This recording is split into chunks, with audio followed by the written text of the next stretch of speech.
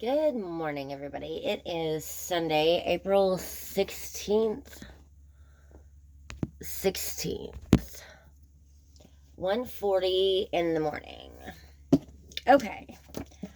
This is part 2 of chapter 1, Paul, a man of true grace and grit.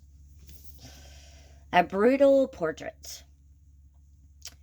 The first pen portrait of Paul, whom we first met as Saul of Tarsus, is both brutal and bloody. If an artist were to render it with brush and oils, not one of us would want it hung framed in our living room. The man looks more like a terrorist than a devout follower of Judaism. To our horror, the blood of the first martyr splattered across Saul's clothes while he stood nodding in agreement. An accomplice to a vicious crime. Who was this martyr?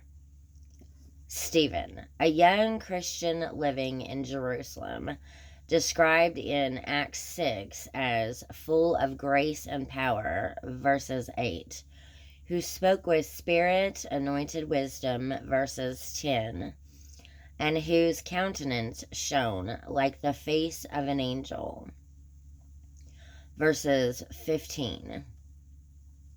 Still they stoned him, murdered him in cold blood. The Sanhedrin, called the Council in the book of Acts, despised Stephen because of the strong stand he took for Christ. They refused to sit any longer listening to his passionate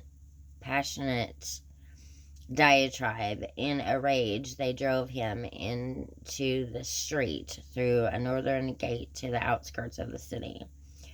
There they pummeled him with large jagged stones until he fell flat and died.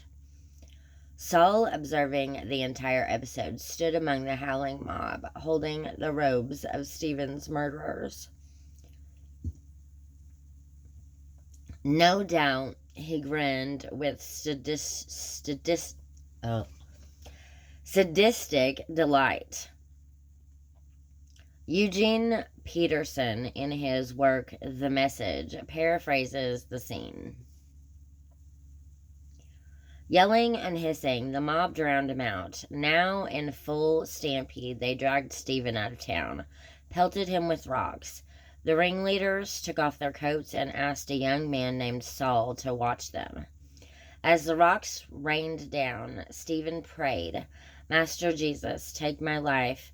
Then he knelt down, praying loud enough for everyone to hear, "Master, don't blame them for this sin." His last words. Then he died. Saul was right there, congratulating the killers. Okay, so that's all for part 2, chapter 1. That's a brutal portrait. Thank you for watching.